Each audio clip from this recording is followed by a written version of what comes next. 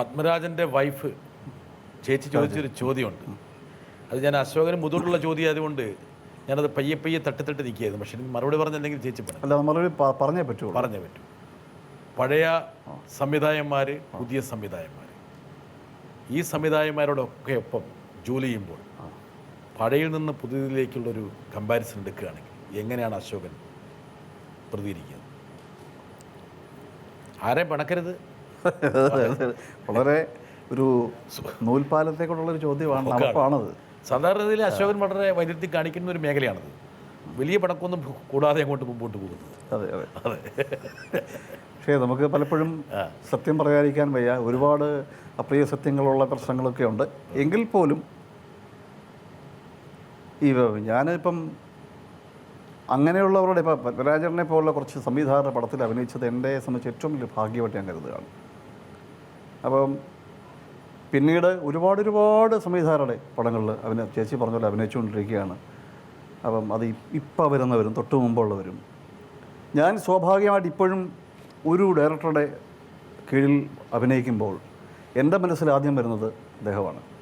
കാരണം ആ സ്ക്രിപ്റ്റ് പറഞ്ഞു തരുന്ന രീതികളും അത് വായിച്ച് നമ്മളെ മനസ്സിലാക്കുന്ന രീതികളും, അപ്പോൾ ഒരു കുഞ്ഞിന് പോലും മനസ്സിലാവുന്ന രീതിയിലുള്ള സംഭാഷണങ്ങളും ഒക്കെ ഇത് കേട്ട് ആദ്യ സിനിമ മുതൽ പല പടങ്ങളും കേട്ട് മനസ്സിൽ തഴമ്പിച്ചിരിക്കുക.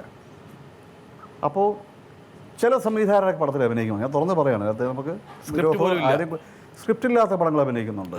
ആ സ്ക്രിപ്റ്റിൽ ഒരു ഡയലോഗിൽ സാധാരണയായ ഒരു മനുഷ്യ ഒരു സിറ്റുവേഷൻ അനുസരിച്ച് പറയേണ്ട ചില സംഭാഷണങ്ങളുണ്ടാവും.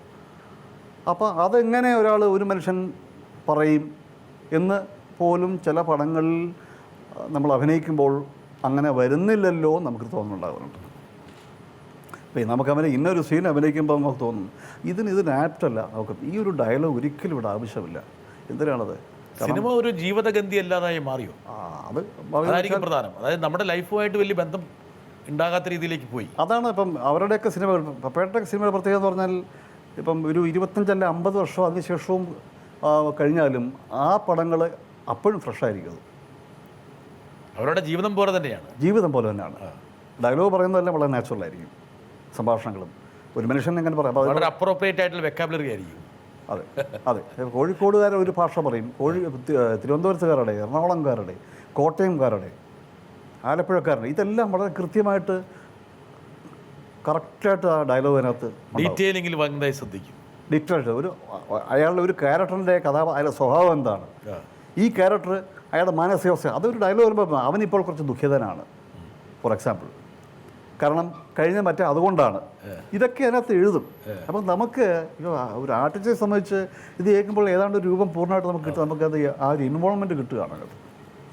അപ്പോൾ ഇതൊക്കെ നമ്മൾ ഇങ്ങനെയൊക്കെ മനസ്സിൽ കിടന്നിട്ട് ചില സിനിമകളൊക്കെ പോയി കഴിയുമ്പോൾ വല്ലാറുണ്ട്. പിന്നെ ഈ ഇങ്ങനൊരു തൊഴിലായിട്ട് ഇപ്പോൾ അങ്ങ് ഏറ്റെടുത്തു, അങ്ങനെ ആയിപ്പോയി. അത് കാരണം നമ്മളതങ്ങ് ചിലപ്പോൾ പറയാറുണ്ട്, അത് നമ്മളതായ ഒരു സജസ്റ്റ് ചെയ്യാറുണ്ട്. ചിലപ്പോൾ അത് ആ ഡയലോഗ് ഇവിടെ വേണോ, അല്ലെങ്കിൽ അതങ്ങനെ ആവശ്യമുണ്ടോ, ഒന്നുകൂടെ ചേർക്കണ്ടേ.